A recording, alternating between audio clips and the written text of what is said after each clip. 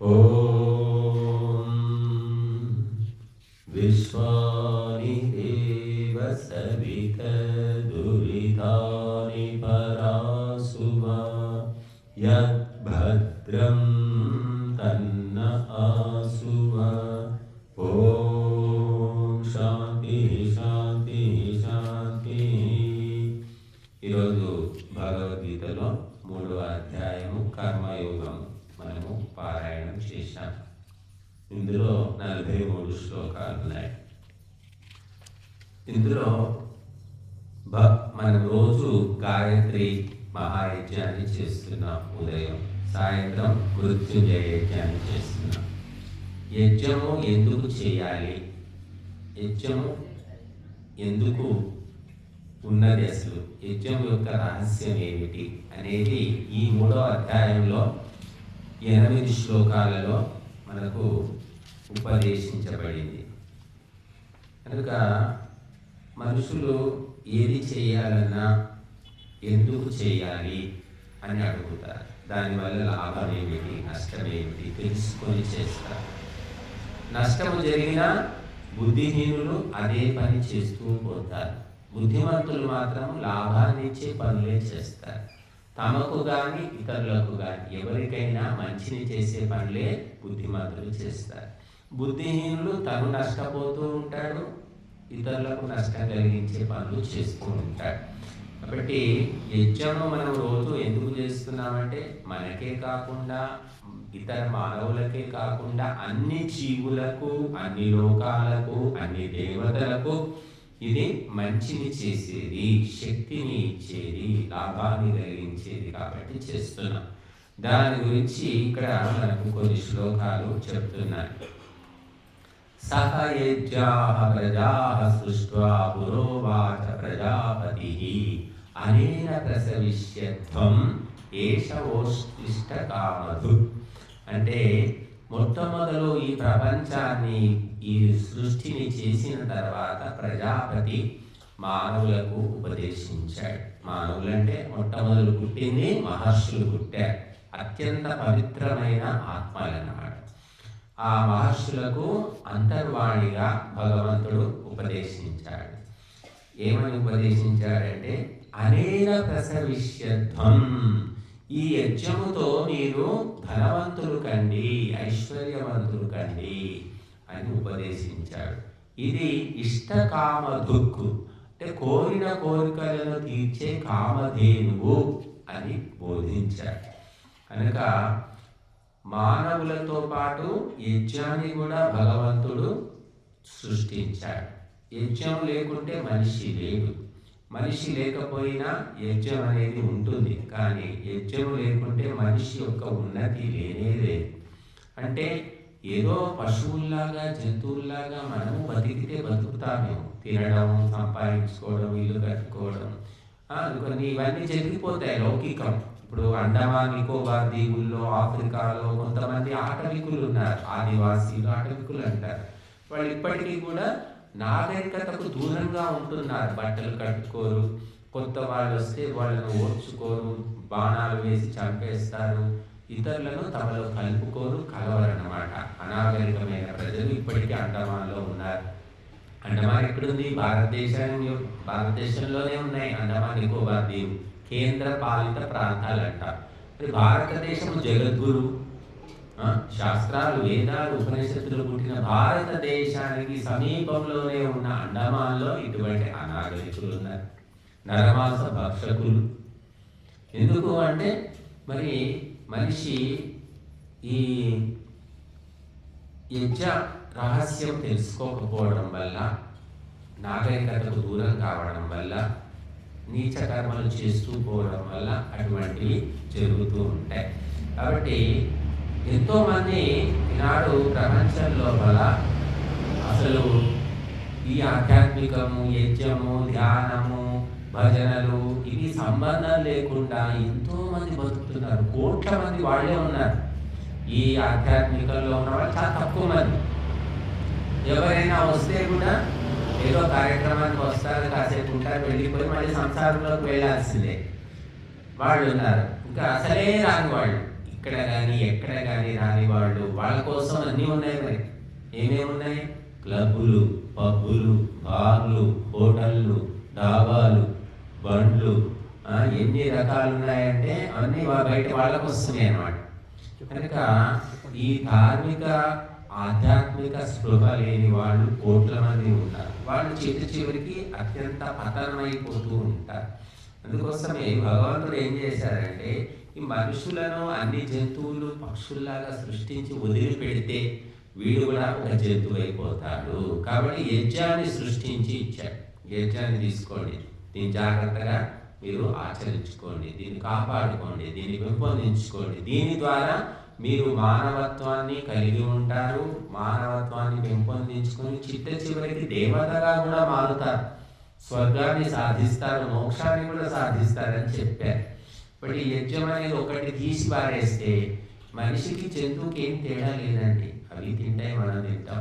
అవి ఉడకబెట్టుకోకుండా తింటాయి, మనం ఉడకబెట్టుకొని తింటాం. మసాలాలు వేసుకోబోయి మనం వేసుకుంటాం. కొన్ని తేడాలు ఉన్నాయి తప్ప మిగతావన్నీ సమానమే. కాబట్టి భగవంతుడు మనుష్యుడు స్వర్గమోక్షాలు సాధించాలంటే ఈ యజ్ఞము సాధనము అని మొట్టమొదలే అప్పచెప్పాడు. అత్తగారింటికి కొత్త కోడలు పోతూ ఉంటే అమ్మ నాన్నలు అప్పగింతలు చెప్తారు. ఇలా ఉండమ్మా, అలా ఉండమ్మా, అలా నడుచుకోమ్మా, అత్తగారు ఏమన్నా ఒకప్పుడు చెప్పేవాళ్ళు ఇవన్నీ రండి. ఇప్పుడు ఎవరికి చెప్పేటట్టుంది, వాళ్ళని మనం చెప్పేటట్టున్నారు. కాబట్టి ఆ అత్తగారింటికి పోయేటప్పుడు కొత్త కోడలకు అన్నీ చెప్తారు. ఆ బుద్ధిమంతురాలు ఉన్నదనుకోండి, అత్తగారు మంచి బుద్ధిమంతురాలు, సంస్కారవంతురాలు ఉంటే ఆమె ఏం చేస్తుంది, కోడలు రాగానే కొత్త కోడలు, అమ్మ కోడల ఇది మా ఇల్లు ఇట్లుంటుందమ్మా, మా ఇంటి పద్ధతులు ఇట్లా ఉంటాయి, మేము ఇలాంటి ఆహారం తింటాము, ఇదిగో ఇంటి తాళం చేతులు నీకు తీసుకోమ్మా, ఈ నువ్వే నడుపు, ఇంత వండి పెడితే నేను ఏదో తిని రామకృష్ణ అనుకుంటాను. బుద్ధిమంతురాలైన అత్త అయితే చెప్తుంది. అలాగా భగవంతుడు మనుషులను ఈ లోకంలో పంపినప్పుడు మొట్టమొదలే అప్పచెప్పాడనమాట. ఎప్పుడో కాదు, పరీక్షకు ముందు రోజు పాఠాలు చెప్తే ఎవడు గుర్తుంటాయి. కాబట్టి మన తాతల ముత్తాతల తాతల తాతలు అనమాట ఎవరు మహర్షులు. అందరూ ఎవరికైనా మహర్షులే, గుర్తుపెట్టుకోండి. ఈ ఊళ్ళో 30 కుల సంఘాలు ఉన్నాయి. పద్మశాలిల సంఘం ఉంది, యాదవుల సంఘం ఉంది, ముదిరాజుల సంఘం ఉంది, మాల సంఘము, మాదిగ సంఘము, కాపు సంఘము అన్నీ ఉన్నాయి. కానీ వీళ్ళందరికీ మూలము ఎవరు అంటే మహర్షులు అని శాస్త్రాలు చెప్తున్నాయి. దాన్నే గోత్రం అంటారు. మీ గోత్రం ఏమిటి అని అడుగుతారు. గోత్రం అంటే ఏమిటంటే మహర్షుల పరంపర. గోత్రం ఎవరైనా మహర్షులే ఉంటారు.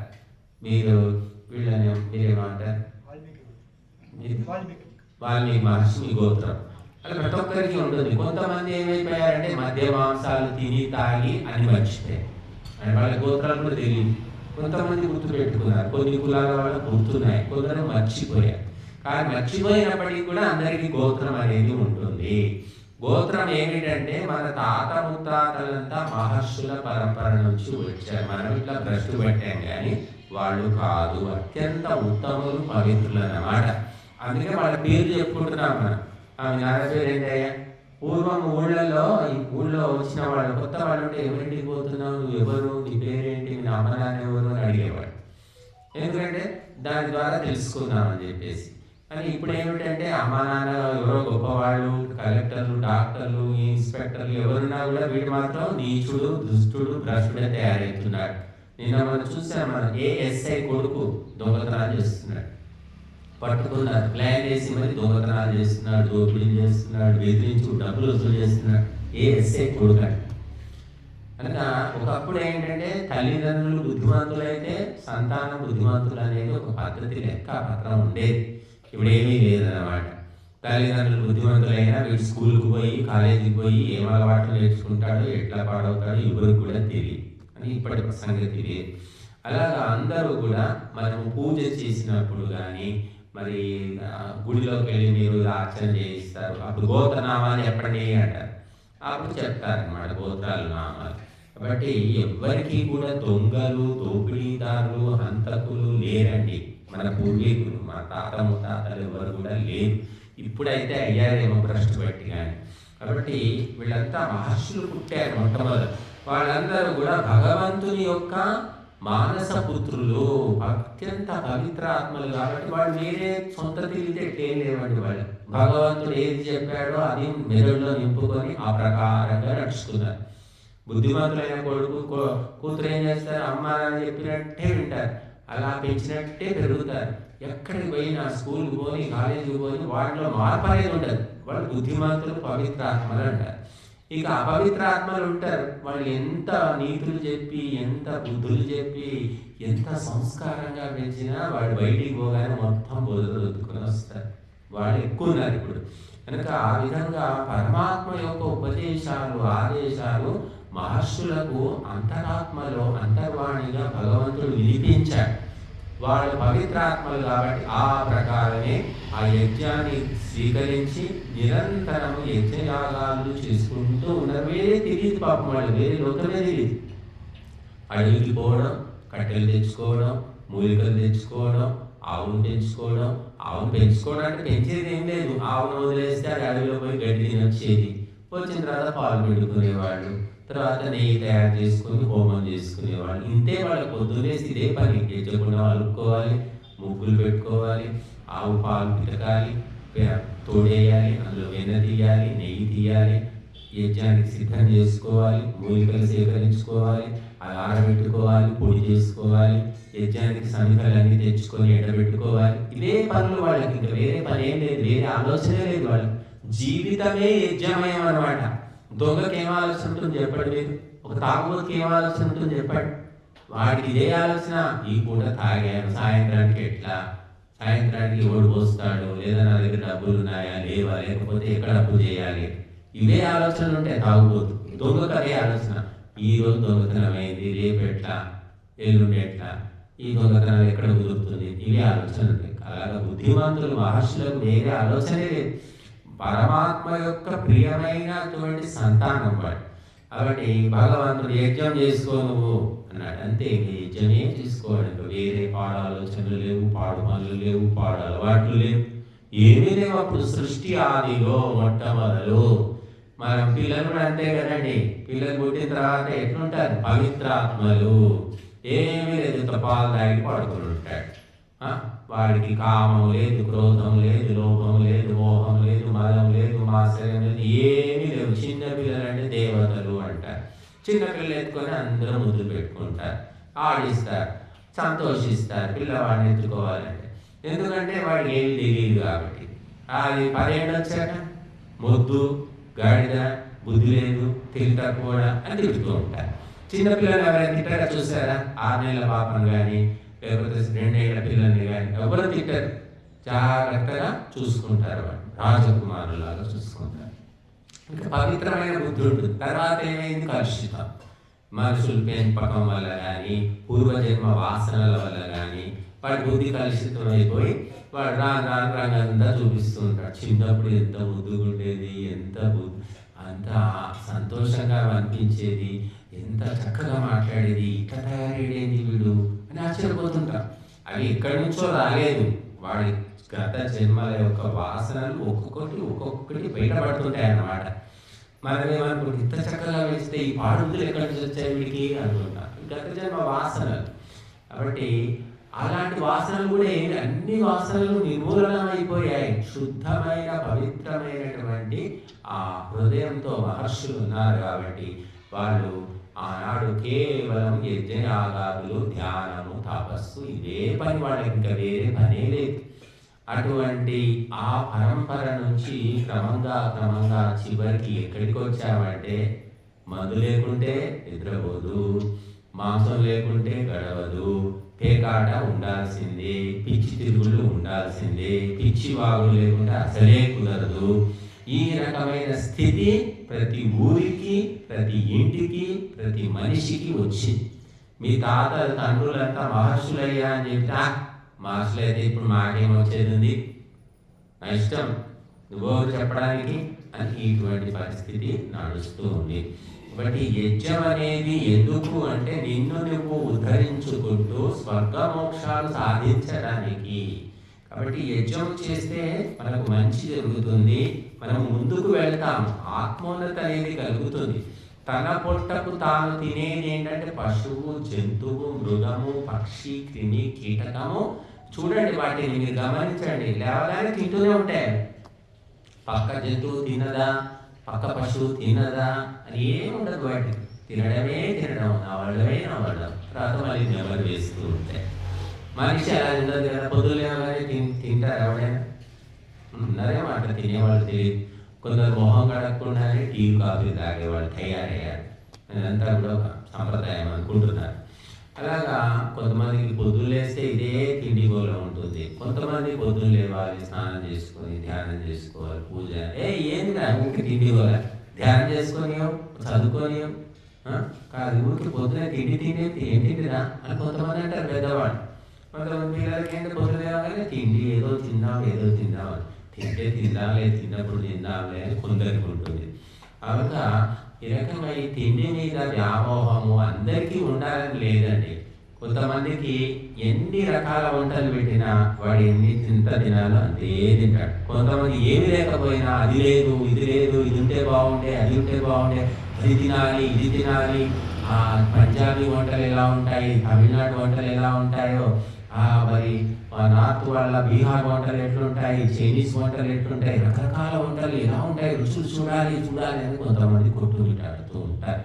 కొంతమంది ఏం చేస్తారంటే పలానా సుబ్బారావు హోటల్లో పులిహోర బాగుంటుంది, పలానా శంకర్ హోటల్ లోపల దద్దోజనం బాగుంటుంది, పలానా చోట బిర్యానీ బాగుంటుంది, ఇట్లా అనమాట గుర్తుపెట్టుకుంటారు.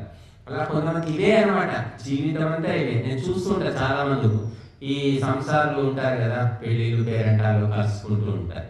కలుసుకొని కూర్చొని మాట్లాడుకుని మొన్న పోయిన పెళ్ళికి పోయిన చాలా బాగుంది, అక్కడ భోజనాలు చాలా పెట్టింది, మంచిగా ఉంది, అసలు బిర్యానీ అయితే అదిరిపోయింది, ఎంతో బాగుంది, ఇలా మాట్లాడుకుంటూ ఉంటారు. అని ఈ భోజనాల విషయాలు, లేకపోతే నగలు నాణ్యాలు, ఇవే విషయాలు ఉంటాయి.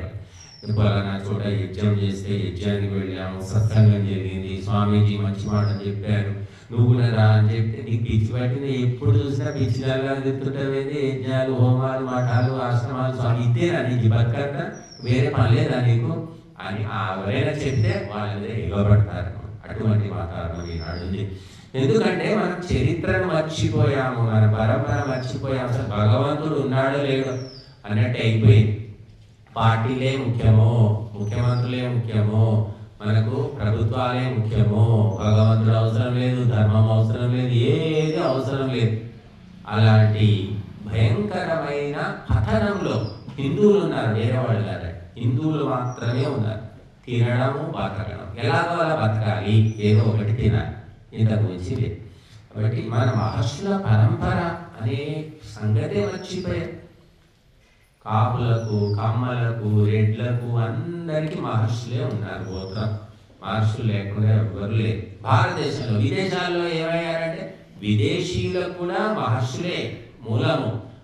కానీ ఆ విదేశీయులు మద్య మాంసాలు తిని పాడలవాట్లతోటి బుద్ధి నశించి వాళ్ళ చరిత్రను మర్చిపోయారు అన్నమాట.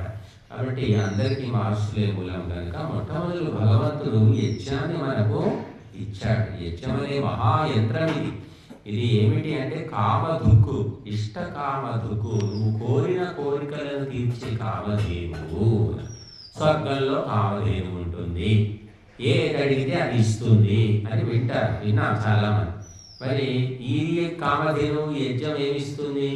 మనం వాడు నాశనం కావాలంటే ఇస్తుందా, లేకపోతే ఇంకేదో కోరడానికి కోరికలు, అనవసరమైన కోరికలు, పాడు కోరికలు కోరుకుంటే నెరవేరుతాయా, ఏది పడితే అది ఇస్తుందా అని కూడా అడుగుతారు కొంతమంది. ఏది పడితే అది ఇవ్వదండి, దానికి కొన్ని పరిమితులు ఉన్నాయి. ఏమేమి ఇస్తుంది యజ్ఞము అనేది మన మంత్రంలో చెప్పుకుంటున్నాం రోజు. ఆయు, ప్రాణం, ప్రజాం, పశుం, కీర్తిం, ద్రవిణం, బ్రహ్మవర్చసం అని సప్త సంపదలు చిట్ట చివరికి స్వర్గ మోక్షాలను కూడా ఇస్తుంది అన్నమాట. అడ్డమైనవన్నీ ఇవ్వదు. అడ్డమైన కోరికలు నువ్వు కోరినా కూడా యజ్ఞం అనేది అది దేవతల యొక్క నిలయం కాబట్టి అది ఏది ఇవ్వాలో అదే ఇస్తుంది. మనం మామిడి చెట్టు దగ్గరికి వెళ్ళి నాకు చింతకాయలు రావాలంటే రావు, మామిడికాయలే వస్తాయి.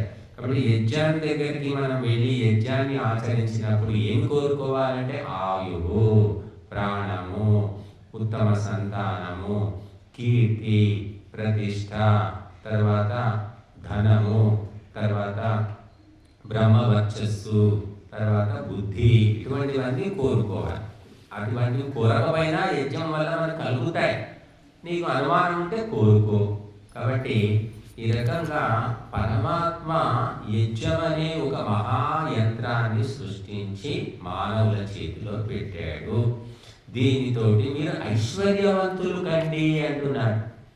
అనేన ప్రసవిష్యధ్వం, దీనితో ఐశ్వర్యవంతులు కండి. చూడండి, యజ్ఞం చేసి దరిద్రులైన వాళ్ళు ఎవరైనా ఉన్నారు భారతదేశంలో? యజ్ఞం చేస్తే ధనవంతులు అవుతారు తప్ప దరిద్రులు కాదు. ఎవరెవరు దరిద్రులు ఉన్నారో, తిండికి గతి లేని వాళ్ళు ఉన్నారో, బిచ్చం ఎత్తుకుంటున్నారో, వాళ్ళందరినీ మీరు చూడండి, వాళ్ళ జీవితంలో యజ్ఞం అనేది ఉండదు. పెద్ద పెద్ద కుటుంబాల్లో పుడతారు, గొప్ప తల్లిదండ్రులు, ధనవంతులు, కానీ వాళ్ళు తిని తాగి తనాలాడి చివరికి చిప్ప చేత పట్టుకుంటారు. ఎందుకంటే యజ్ఞం అనేది లేదు. వాళ్ళు తిందాము దాచిపెడదాం, తిరుగుదాము, ఎంజాయ్ చేద్దాం, అలాంటి వాళ్ళు ఏం యజ్ఞం చేస్తారు? కానీ ఎవరైతే యజ్ఞం చేస్తారో వాడు ఎప్పుడు కూడా దరిద్రుడు కాడు, రోగి కాడు, అల్పాయుష్కుడు కాడు, ఎప్పుడు కూడా సంతోషంగా ఆరోగ్యంగా ఉంటాడు. మేమే నిదర్శనం. 35 ఏళ్ళుగా చేస్తున్నాం. దేవుని దయ వల్ల ఆరోగ్యంగా ఉన్నాం. ఎన్ని గంటలైనా మాట్లాడగలుగుతాము. వేరే వాళ్ళు ఉంటే బుద్ధి కూడా పనిచేస్తుంది. ఇంతకంటే నిదర్శనం ఏముంది? కాబట్టి యజ్ఞం వల్ల ఎవ్వరు నష్టపోరండి. చేసిన వాళ్ళు చెయ్యాలనే ఆలోచన రావడానికి గొప్ప. వచ్చింది చేశాడు అంటే తప్పకుండా వాళ్ళకి మంచి జరుగుతుంది. కానీ ఈ యజ్ఞం అనే రహస్యాన్ని తెలుసుకోవడం కష్టం. రకరకాల వాసనలు, రకరకాల ఆలోచనలు, అలవాట్లు దాన్ని అర్థం చేసుకొనివ్వవు, రానివ్వన్నమాట. కాబట్టి తామసిక రాజసిక గుణాలు దూరం చేసుకుంటేనే నీకు యజ్ఞం అనేది అర్థమవుతుంది. కాబట్టి మరి ఇది కామధుక్కు, కోరికలు తీర్చే కామధేను అని ఇక్కడ భగవద్గీతలో ఈ కర్మయోగం అనే 3వ అధ్యాయం లోపల మనకు 10వ శ్లోకం చెప్తుంది. తర్వాత దేవాన్ భావయతానేనా తే దేవా భావయంతు వః పరస్పరం భావయంతః శ్రేయః పరం అవాప్స్యథ అని కూడా చెప్తున్నారు. దేవతలు, మనుషులు. దేవతలు ఉన్నారా? ఎక్కడున్నారు? ఎవరు చూశారు? ఎలా ఉంటారు? వాళ్ళకి మనలాగానే కాళ్ళు చేతులు ఉంటాయా? మనలాగానే తింటారా? ఇవన్నీ అనుమానాలు ఎవరికైనా వస్తే రావచ్చు. దేవతల్ని చూసిన వాళ్ళు. కాబట్టి ఇక్కడ మాత్రం ఏం చెప్తుంది? యజ్ఞము ద్వారా మీరు దేవతలను ప్రసన్నం చేసుకోండి. ప్రసన్నమైన దేవతలు మిమ్ములను కూడా ప్రసన్నంగా ఉంచుతారు. ఈ విధంగా దేవతలు, మనుషులు ఒకరికొకరు సహకరించుకుంటూ అత్యంతమైన ఉన్నతిని, లాభాన్ని, స్వర్గాన్ని పొందండి అని చెప్తుంది ఈ శ్లోకం. నువ్వు దేవతలను సరిగ్గా చూసుకుంటే, దేవతకు ఇవ్వవలసిన భాగాన్ని ఇస్తే ఆ దేవతలు నిన్ను కూడా బాగా చూస్తారు. నువ్వు గురువు గారిని గౌరవిస్తే, గురువుగారు చెప్పింది నువ్వు వింటే, గురువు కూడా నేను గుర్తుపెట్టుకుంటాడు, నీ మంచి కోసం ఆలోచించి ఇంకా ఎక్కువ చెప్తాడు, ఎక్కువ చేస్తాడు. కానీ నువ్వు గురువు అవసరం, నాకేంటి గురువు, నాకేమో ఏ గురువు అవసరం లేదు, నాకు నేనే గురువు, నాకెవడు గురువు ఉన్నాడు అని ఈ విధంగా నువ్వు మాట్లాడిన తర్వాత ఏ గురువు చెప్తాడు? ఇంకా ఆయన వీడు చాలా ముదిరిపోయాడు, వీడికి చెప్పడం వేస్ట్, టైం వేస్ట్ అంటే దూరం ఉంటాడు. కాబట్టి మనం ఎప్పుడైతే మనకంటే గొప్పవాళ్లను, పెద్దవాళ్లను మనం తెలుసుకుంటామో, వాళ్ళను గౌరవిస్తామో, వారి ద్వారా మనం లాభాన్ని పొందాలని కోరుతామో, అప్పుడు మనకు మంచి జరుగుతుంది. యజ్ఞం ఏమిటనేది నీకు అర్థం కావట్లేదంటే నీ మెదడులో మొత్తం చెత్త పేరుకుపోయింది. ఈ జన్మది కాదు, జన్మల చెత్త. కానీ ఆ చెత్తను దులిపేసుకోవడం అంటే ఒక జన్మలో సాధ్యం కాదు. అందుకే ఎంతో మంది, లక్షల కోట్ల మంది యజ్ఞం అనే కాన్సెప్ట్, ఆ కర్మ కనీసం చేయకుండా చేయకపోయారు, కనీసం వచ్చి చూస్తారా, కాసేపన్నా కూర్చుంటారా అంటే అది కూడా చాటగలరు. వాడు ఆ శక్తి కూడా లేదు, ఆ సంస్కారం కూడా ఉండదన్నమాట. కానీ దేవతలకు సమర్పించడం అంటే మామూలు విషయం అండి.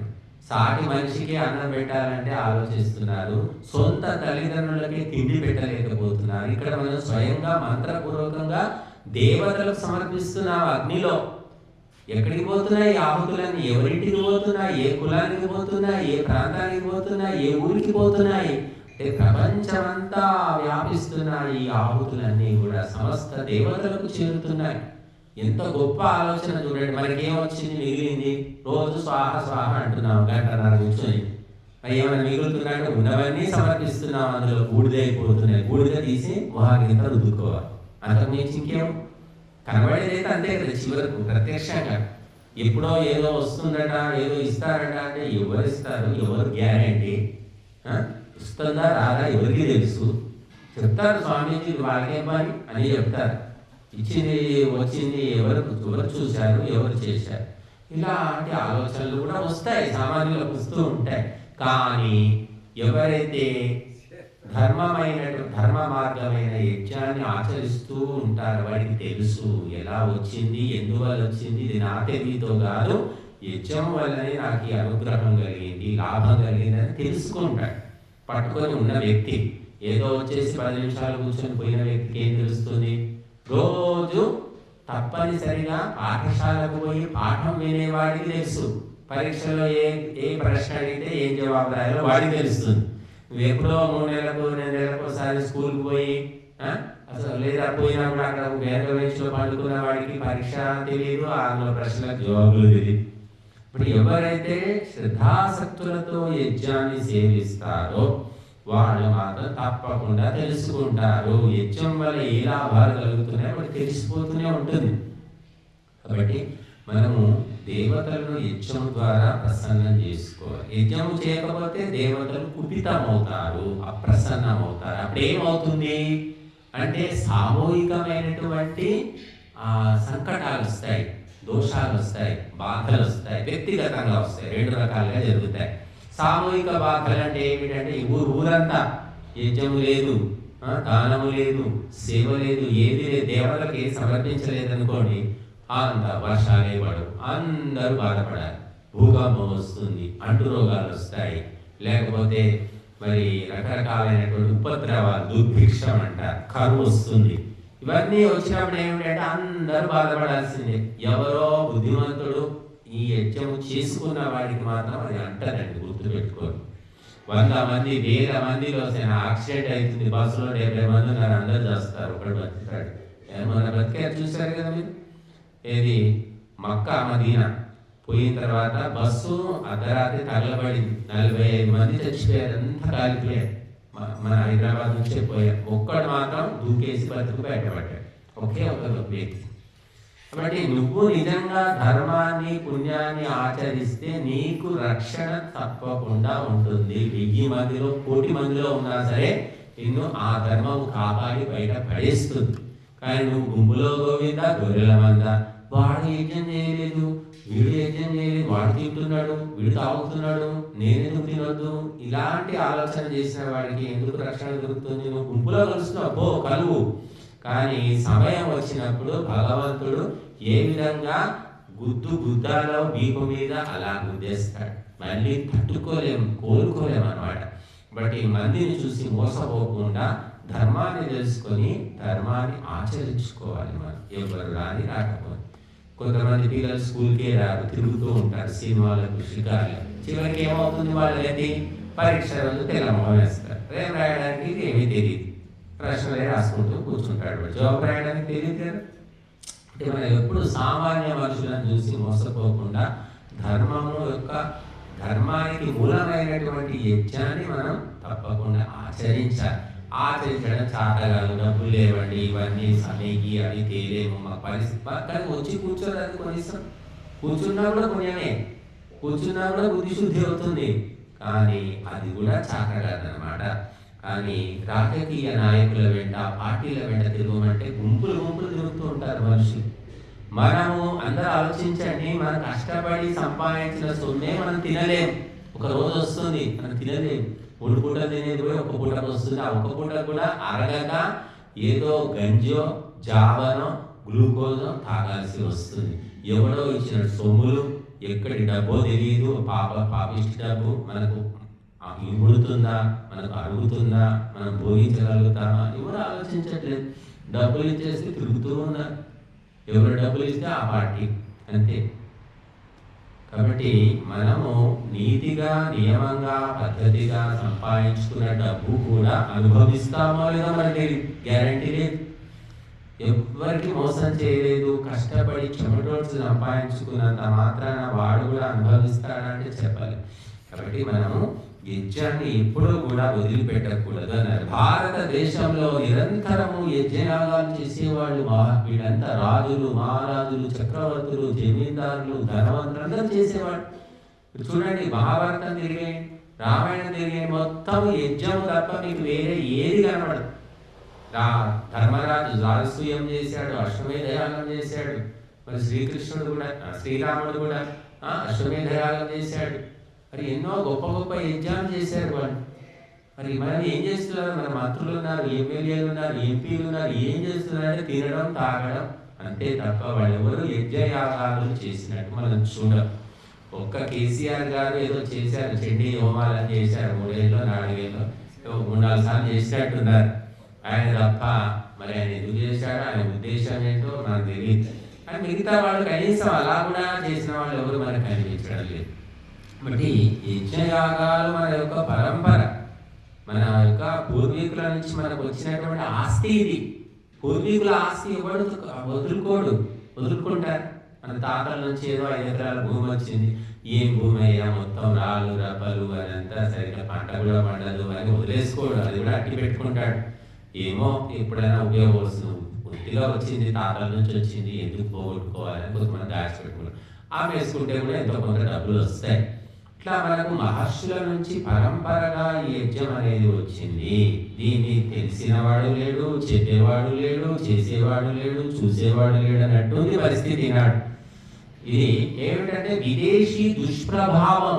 అందరూ ఇంగ్లీష్ మీడియం చదివిన పిల్లలకి అయితే అసలే శ్రద్ధాసక్తులు లేదు. వాళ్ళకి కాసేపు కూడా కూర్చోలేదు, అసలు కింద కూర్చోవడం వాళ్ళకి అలవాటే లేదు. మొత్తం కుర్చీల్లోనే వాళ్ళకి చిన్నప్పటి నుంచి చదివించింది అదే కదా, కింద కూర్చోలేరు వాళ్ళు.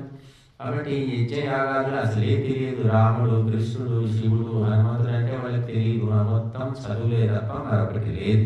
కాబట్టి ఈ యజ్ఞాన్ని మనము వదిలేసుకోవడం వల్ల మానవ లోకం లోపల భయంకరమైనటువంటి నష్టాలు కలుగుతూ ఉన్నాయి. దొంగలు, దోపిడీదారులు, హంతకులు, స్మగ్లర్లు, వ్యభిచారులు ఎక్కడ చూస్తున్నారంటే, ఎక్కడ యజ్ఞము జరగదో, ఏ సమాజంలో త్యాగం లేదో, సమర్పణము లేదో, దానము లేదో, అటువంటి సమాజము లోపల ఈ రాక్షసులు ఉద్భవిస్తారు.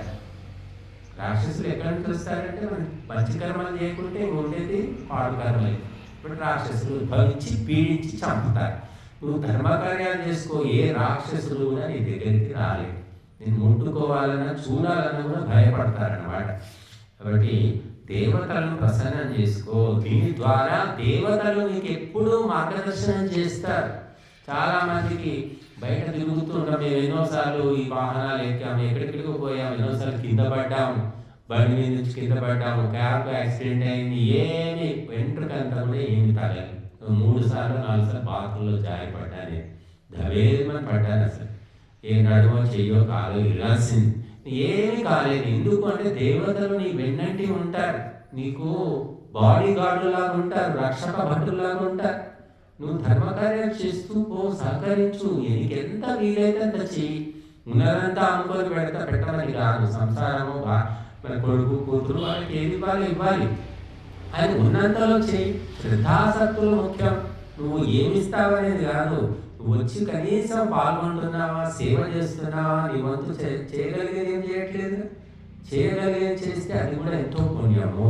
తద్వారా ఏమిటంటే దేవతలు నిన్ను నిరంతరము ఉన్నత మార్గం వైపు తీసుకెళ్తారు. రాముడు చూడండి, రాముడి జీవితమే మనకు ఒక గొప్ప నిదర్శనం.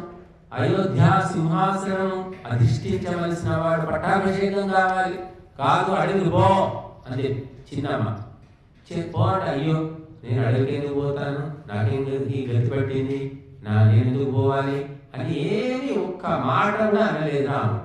పోవాలని సంతోషమా, పోతానమ్మా, నాన్నగారు వెళ్ళొస్తానని.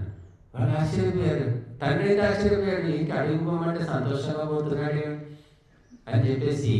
అలా ఎందుకు వెళ్ళాడు అంటే ఆయన నిత్యము అగ్నిహోత్రం చేసుకునేవాడు. ఆయన జీవితం, రాముని జీవితం అంతా యజ్ఞయాగాలు రక్షించడమే. చిన్నప్పుడే చూడండి, విశ్వామిత్రుడు వెంట వెళ్ళి ఆ యజ్ఞయాగాలను భగ్నం చేస్తున్నటువంటి మారీచుడు, సుబాహువు, తాటకి అనే రాక్షసులను సంహరించాడు రామ్. విశ్వామిత్రుని యజ్ఞాన్ని రక్షించాడు బాల్యంలోనే. చూడండి, అటువంటి స్వభావం ఉంది ఆయనకు. కాబట్టి ఆయన ఏమీ భయపడలేదు. అడవికి వెళ్తే కూడా దేవతలు వెంబడున్నారు. ఎక్కడ పోయినా కూడా అడవిలో మరి 14 ఏళ్ళు ఉన్నాడు. ఒక 14 రోజులు కాదు. మనం కరెంటు పోయిందంటే గంట సేపు ఉండరు ఎవరు. కరెంటు పోయి అది వచ్చేదాకా కూడా ఎవరు కూడా కింద మీద పడుతూ ఉంటారు. మరి రాముడు కరెంటు లేదు, భవనాలు లేవు, ఫ్యాన్లు లేవు, సేవకులు లేరు, ఇవన్నీ సుఖాలు అనుభవించిన వ్యక్తి అడవికి వెళ్ళి ఉండడం అంటే ఆలోచించండి. ఏమి గతి లేని వాడు కూడా అడవికి పోమంటే పోలేడు, ఉండలేము మనం ఇప్పుడు ఉన్నంత వ్యక్తిగా అడవికి కనీసం పొలాల్లో పోయి ఉండండి రాత్రిపూట అంటే అమ్మో చలి ఉంటుంది, పురుగులు వస్తాయి, చీమలు ఉంటాయి, ఎట్లా ఉంటాం మనో ఒక్క రాత్రి ఉండాలన్నా ఉండలేము అంటారు. కానీ మరి రాముడు పోతుంటే మళ్ళీ లక్ష్మణుడు తయారే. చూడండి, మళ్ళీ సీతమ్మ. ఇప్పుడున్నారు ఎవరైనా భర్త ఏమైనా అడవికి పోదామని ఒకరోజు పిచ్చి పట్టింది అడవికి పోవాలంటే నువ్వు పోతే పో, అడవిలోనే బావు, అడవి పోయి సావు, పీడ పోతున్నారు, నేను ఎందుకు వస్తా, నేను రాను అని భార్య అంటుంది, కొడుకులు అని అందరూ అంటారు. ఏమైనా పిచ్చి పట్టినా నీకు అడవికి ఎందుకు పోవాలి అంటే అడవిలో అదే గుడి ఉందంటారు. అడవి నిద్ర చేస్తే మనకు మంచి చేస్తే మంచిదే కావచ్చు, కానీ మనకు అక్కడ ఓపిక లేదు, మేము ఉండాలి మన అడవుల లోపల, మాకు ఏసీ కావాలి, ఇది కావాలి, ఇది కావాలి అంటుంటారు. కాబట్టి అటువంటి రాముడు ధర్మం అనేది ఆ వెంట ఉంది కాబట్టి దేవతలు ఆయనకు సహాయం చేశారు. ఎక్కడ పోయినా అందరూ మిత్రులే. మనం కిష్కింధాకాండ చూస్తాము, హనుమంతుడు, వానరులు అంతా దొరికారు. ఆయన రెడీమేడ్ సైన్యం దొరికింది, ఆయుధాలు దొరికాయి, అందరూ దొరికాయి. మరి మన ఇంట్లో వాళ్ళ మన శత్రువులు. ఒక విచిత్రం చూడండి, రాముడు అడవికి పోతే ముఖమోహం తెలియని వాళ్ళు సాయం చేశారు. మనం కష్టపడి చెమటోడ్చి ఎద్దులాగా అన్ని సంపాదించి ఇంట్లో ఇస్తే భార్య శత్రువులే, పిల్లలు శత్రువులే. చివరికి వస్తే నీ మొహాన్ని ఏం చేసినావు, నువ్వేమి ఇచ్చినావు, పెద్ద నిలుగుతున్నావు, పక్కింటి వాళ్ళని చూడు, నీకంటే వాళ్ళ 20 ఎకరాలు ఇచ్చిపోయింది ఆయన, నువ్వు 3 ఎకరాలు ఇచ్చి పెద్ద మూలుగుతున్నావు, నోరు మూసుకో, ఎక్కువ మాట్లాడకు, ఇలా మాట్లాడతారు. కాబట్టి నువ్వు 3 ఎకరాలు ఇస్తే అలా అంటారు, 30 ఎకరాలు ఇస్తే కూడా అదే తీరుగా ఏదో ఒకటి ఉంటుంది అంటూనే ఉంటారు. కాబట్టి అంటే ధర్మం అనేది లేదు, నీతి అనేది లేదు. మనుషుల్లో నీతి పోయిన తర్వాత అందుకే మహర్షులట నెత్తి మీద ఒక గడ్డిపోచ పడితే ఎవరు తీసి పెడితే అమ్మా గడ్డిపోచ తీసేవారు ఆయన నేను తల మీద నుంచి అని జీవితాంతం గుర్తుపెట్టుకుంటారట. కానీ మనుషులు మన రక్త సంబంధికులైన దోచి పెట్టినప్పటికీ కూడా ఏమి చేశావు, ఏమి ఇచ్చావు అంట చివరి. కాబట్టి ఇది మనిషి నీతి తప్పిన మనుషులు, ఇది తరతరాల నుంచి మన వాడి బుద్ధి నష్టమైపోయింది అన్నమాట. కనుక ఆ మహర్షుల పరంపరను మనం వదిలిపెట్టాం కాబట్టి ఇవన్నీ కూడా మనం అనుభవించవలసి వస్తుంది. కనుక ఇప్పటికైనా బుద్ధి తెచ్చుకొని భారతదేశంలో పుట్టినందుకు మహర్షుల పరంపరను ఎంతో కొంత మనకు తెలిసినంత చాతనైనంత అనుసరిస్తాం అని ఆలోచించాలి మనుషులు. ఎప్పుడు చూసినా తిందాం. సరే 3 పూటలు తింటున్నావు కదా, ఒక్క పిడికెడు ఆహుతి అగ్నిలో సమర్పించు. ఒక పిడికెడు ఇవ్వలేవా? మేము అందుకే చెప్తూ ఉంటా, ఏదో రాజిరెడ్డి చేస్తాడు, భాస్కర్ రెడ్డి చేస్తాడు, ఇంకెవరో గంగమ్మ, రంగమ్మ, 4 రైతులు ఉన్నారు, ఏమైనా చెప్పాలని తీసుకొస్తుంటారు.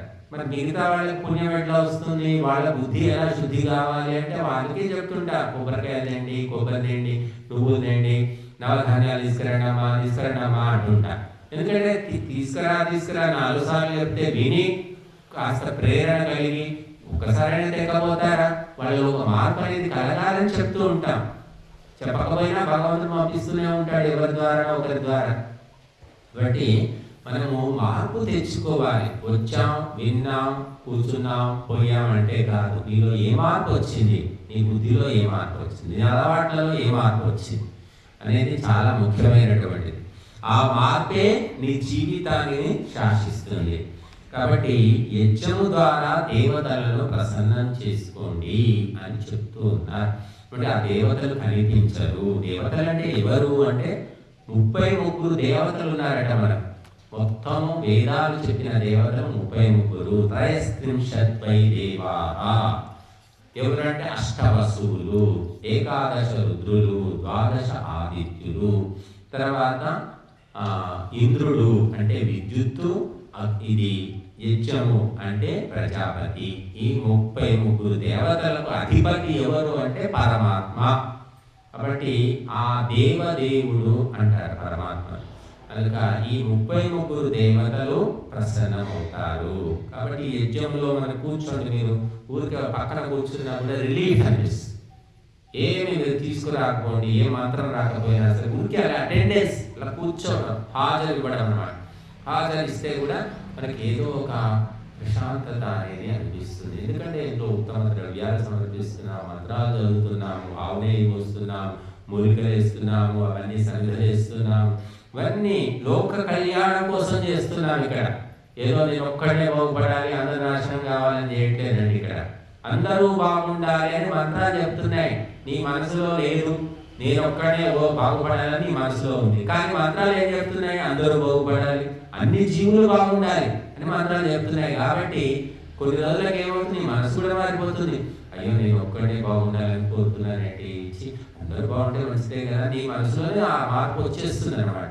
కాబట్టి యజ్ఞ మంత్రాలు ప్రతి ఒక్క జీవి కూడా బాగుండాలి. చీమ నుంచి ఏనుగు దాకా, ఆ చేప నుండి తిమింగలం దాకా ప్రతి ఒక్క ప్రాణి బాగుండాలి అని మనకు మంత్రాలు చెప్తూ ఉన్నాయి. అలా ఆలోచించు. నువ్వు ఆలోచించడానికి దరిద్రం ఎందుకు? ఏముంది, మనం అందరికి ఊరందరికీ భోజనం పెట్టలేము, కానీ ఊరంతా బాగుండాలి అని అనుకుంటే నష్టమేముంది? కానీ అటువంటి ఆలోచనలు ఎవరు చేయట్లేదు. ఒకప్పుడు అనేవాళ్ళు చల్లగా ఉండు బిడ్డ, 10 కాలాలు పచ్చగా ఉండు నాయన అనేవాళ్ళు. అటువంటి మంచి మాటలు కూడా అనడం లేదు. ఎందుకంటే సంస్కారాలు అనేవి కోల్పోయారు. ఈ ఇంగ్లీష్ చదువుల వల్ల ఉన్న సంస్కారాలన్నీ పోయాయి. కాబట్టి మరి దేవతల్ని ప్రసన్నం చేసుకోవాలి. ఇంకా ఏమంటున్నారు ఈ శ్లోకాల లోపల? యజ్ఞశిష్టాశినః సంతో ముచ్యంతే సర్వకిల్బిషైః భుంజతే తే త్వఘం పాపా ఏ పచంత్యాత్మకారణాత్. చాలా ముఖ్యమైన శ్లోకం ఇది, అందరూ గుర్తుపెట్టుకోవాలి. ఏం చెప్తుంది? యజ్ఞము చేసిన తర్వాత, యజ్ఞంలో మనం పరమాన్నం ఆహుతి ఇచ్చాం, ద్రవ్యాలు ఇచ్చాం. ఎవరైతే యజ్ఞము చేసి దేవతలకు సమర్పించిన తర్వాత ఎవరు తింటారో, భోజనం చేస్తారో, వారు అన్ని పాపాల నుంచి కూడా విముక్తులైపోతారు, విడుదల పొందుతారు అట. కాబట్టి మనం యజ్ఞం చేయకుండా వండుకొని ఉండే తినేసాం అనుకోండి, అదేమిటి? పాపము తిన్నట్టే, రోగము తిన్నట్టే, నీ నాశనం నువ్వు చేసుకున్నట్టే, స్వయంగా విషం తింటున్నట్టు. కాబట్టి మొట్టమొదటి దేవతలు సమర్పించు, తర్వాత పితరులు అంటే తల్లిదండ్రులు, తమామలు, వాళ్ళకు తినిపించు. తర్వాత భూతములు అంటే ప్రాణులు, కుక్కలు, పిల్లులు, కాకులు, ఇటువంటి పక్షులు ఉంటాయి, వాటి ఇంత పెట్టు. తర్వాత నువ్వు తింటే ఆ తిన్న భోజనము అమృతం అవుతుంది. ఎవ్వరికి పెట్టేది లేదు, తలుపు పెట్టుకొని వండుకోవడం తినడం, వండుకోవడం తినడం, చివరికి రోగమై ఇంటింటికి రోగాలు. ఒక్కొక్కరికి ఒక రోగం కాదమ్మా, 2 రోగాలు, 3 రోగాలు, 4 రోగాలు అయిపోతున్నాయి. కాబట్టి ఒకప్పుడు అందరికీ తెలుసు, వంట చేస్తే మొదలు ఎవరికి పెట్టేవాళ్ళమ్మా?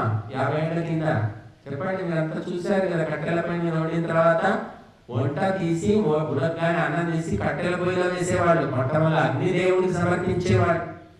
అగ్నిదేవుడు లేడు, ఏ దేవుడు లేడు, నేనే దేవుడిని అన్నట్టు తనే తింటూ ఉన్నారు. మొట్టమొదలు పని వాళ్లకు పెట్టేవాళ్ళు, అత్తమామకు పెట్టేవాడు, ఎవరు లేరు. అత్తమామ కూడా వండుకో, తిను, దూరం ఉండు అంతే. దగ్గరికి గాలి కూడా తగలద్దమ్మా, గాలి తగిలితే కూడా బాగుండదు అన్నట్టు అయిపోయింది పరిస్థితి. ఇక్కడ చేసి పెట్టు దేవుడు. సరే, దూరం ఉండి ప్రేమగా ఉన్న సంతోషం అనుకోండి, కానీ ఆ దూరం ఉండి కూడా ఎప్పుడో ఒకసారి వస్తే కూడా భరించలేని వాళ్ళు చాలా మంది ఉంటారు. అట్లాంటి వాళ్ళు కూడా ఉన్నారు. పూర్తిగా తెగతింపులు అయిపోవాలి, అప్పుడు మనకు శక్తి లభిస్తుంది. కనుక యజ్ఞంలో ఆహుతులు ఇచ్చి తర్వాత తింటే అన్ని పాపాల నుంచి విడుదల పొందుతారు. లేకపోతే పాపమే రోగం అండి. రోగం వేరు, పాపం వేరు కాదు.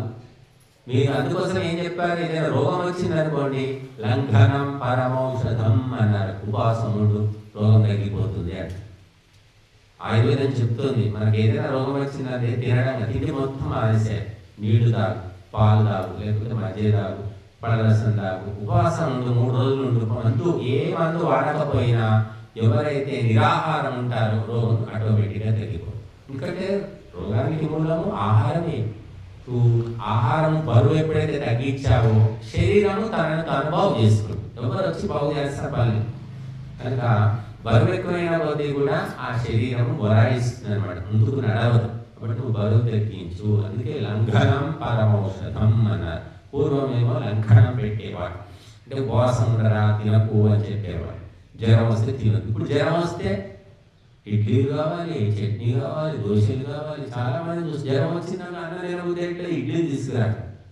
అంటే ఏ తిండి మానరాయన, తిండి మానేసి తగ్గుతుందంటే వినడు వాడు. వడ కావాలి, ఇడ్లీ కావాలని తింటున్నారు. ఈ రకంగా తిండి పోతులు అయిపోయారు. కనుక అన్ని రోగాలకు మూలం ఆహారమే. కనుక ఆహారం సాత్వికాహారం తినాలి, అది దేవతలకు సమర్పించినదై ఉండాలి. భుంజతే తే త్వఘం పాప ఏ పచంతి ఆత్మకారణ అని స్పష్టంగా చెప్తుంది. ఎవరైతే తన కోసమే వండుకొని తనే మొదలు తింటాడో వాడు పాపాన్ని తింటున్నట్టే అని చెప్తుంది ఈ శ్లోకం. పాపము యొక్క ఫలితము రోగము, అల్పాయుష్యు, బాధలు, పీడలు అన్నీ కూడా. కనుక మనం తినకపోయినా నువ్వు రోజు 10 ముద్దలు తింటున్నావు, ఒక 2 ముద్దలు తగ్గించుకో, నష్టమే ఉంది. రోజు ఇద్దరు తల్లి భార్య భర్త ఇద్దరికి గ్లాసున్నర బియ్యం పోసుకుంటారు అనుకుందాం, లేదా 2 గ్లాసులు అనుకుందాం. 2 గ్లాసులు వండేటప్పుడు పిరికెడు బియ్యం తీసి ఒక సంచిలో వేయండి. 2 గ్లాసులు పోస్తారు కదా గిన్నెలో, పోసాక అందులో పిడికెడు తీసి సంచిలో పెట్టి రోజు పిడికెడు, పొద్దున పిడికెడు, సాయంత్రం పిడికెడు, అలా తీస్తే నెల రోజులు అయ్యేసరికి 2 కేజీల బియ్యము 3 కేజీల బియ్యం మిగులుతాయి. ఆ మిగిలిన బియ్యాన్ని తీసుకెళ్ళి అనాథాశ్రమాన్ని ఇవ్వండి, దానమైనా చేయండి, అప్పుడు మీకు పుణ్యం వస్తుంది. అంటే మీరు వండిన తర్వాత ఎవరికైనా పెట్టాలంటే మనుషులు దొరకపోవచ్చు ఈ కాలంలో. కాబట్టి బియ్యాన్ని తీసి జాగ్రత్త పెట్టి దానం చేస్తే మనకు పుణ్యం వస్తుంది, మన రోగాలు తగ్గిపోతాయి. వండుకోవడం తినడం ఇదే పని ఉంది. కాబట్టి ఇది మన మహర్షులు చెప్పినటువంటి విషయము. అందుకోసమే ఇప్పుడు చూడండి, ఇంత చిన్న పల్లెటూరులో కూడా మందుల షాపులు ఉన్నాయి, డాక్టర్లు ఉన్నారు, ఆర్ఎంపీ డాక్టర్లు. మళ్ళీ పక్కకే ఆర్మూరు, అక్కడ తగ్గకపోతే ఇందూరు తగ్గకపోతే హైదరాబాద్ తగ్గకపోతే ఢిల్లీ తగ్గకపోతే అమెరికా. ఇట్లా మనది స్టెప్ బై స్టెప్. పాపం ఎంత పెరిగితే అంత. మహాపాపం చేసి రోగాలు వచ్చాయనుకోండి, వాటికి అమెరికా పోయి ఆపరేషన్ చేయాల్సిందే. ఇక్కడ ఇండియాలో తగ్గదన్నమాట. కాబట్టి మనం అందుకోసమే ఈ చిన్న అలవాట్లు మార్చుకుంటే మనకు పాపం అనేది ఉండదు, రోగం అనేది ఉండదు, కష్టం అనేది ఉండదు. మళ్ళీ ఏం చెప్తున్నాడు? అన్నాద్భవంతి భూతాని పర్జన్యాదన్న సంభవ యజ్ఞాద్భవతి పర్జన్యో యజ్ఞ కర్మ సముద్భవ. అన్ని ప్రాణులు కూడా ఆహారం వల్లనే పుడుతున్నాయి. తిండి తినకుంటే ఎక్కడ పుడతారు? సంతానం ఎక్కడి? పుట్టడమైనా పెరగడమైనా తిండి తింటేనే అన్ని జీవులకు ఉత్పత్తి అనేది కలుగుతుంది. ఈ ఆహారం ఎక్కడి నుంచి వస్తుంది అంటే మేఘాల వల్ల, వర్షం కురియడం వల్ల మనకు ఆహారం లభిస్తుంది. వాన లేకపోతే పంటలు లేవు, పండ్లు లేవు, ఏమీ లేవు. బట్టి ఆ వర్షాల వల్లనే ఆహారం మనకు లభిస్తుంది. వర్షాలు ఎక్కడి నుంచి వస్తున్నాయంటే యజ్ఞాద్భవతి పర్జన్యః. యజ్ఞము చేసినప్పుడు ఆ ధూమము, ఆ పొగ, ఆ ఆహుతుల యొక్క సూక్ష్మ రూపము ఆకాశంలోకి వెళ్ళి మేఘాలుగా మారి వర్షమై కురుస్తున్నది. అందువల్లనే నీకు ఆహారం లభిస్తుంది. కాబట్టి యజ్ఞమే చేయనప్పుడు ధూమము లేదు, ధూమం లేనప్పుడు మేఘము లేదు, మేఘం లేకుంటే వర్షం లేదు. బట్ యజ్ఞాద్భవతి పర్జన్యః. అందుకే ఏం చెప్పారంటే, ఎక్కడ యజ్ఞం జరుగుతుందో, ఏ గ్రామంలో, ఏ దేశంలో యజ్ఞయాగాలు జరుగుతుంటాయో అక్కడ పడే వర్షాలు దివ్యమైన వర్షాలు అని చెప్పారు. ఆ వర్షం వల్ల పండిన ఆహారం ఎవరు తింటారో వారికి ఉత్తమ బుద్ధి అనేది కలుగుతుందట. యజ్ఞయాగాలు లేని దేశంలో పండిన పంటల్లో లౌకికమైనటువంటి భౌతికమైన బుద్ధి ఉంటుంది. ఆ ఆహారం తింటే మామూలుగా ఉంటారు మనుషులు. కానీ యజ్ఞయాగాల వల్ల ఏర్పడిన మేఘం నుండి కురిసిన వర్షంతో పండిన పంట తింటే దేవతా బుద్ధి వస్తుంది వాడికి.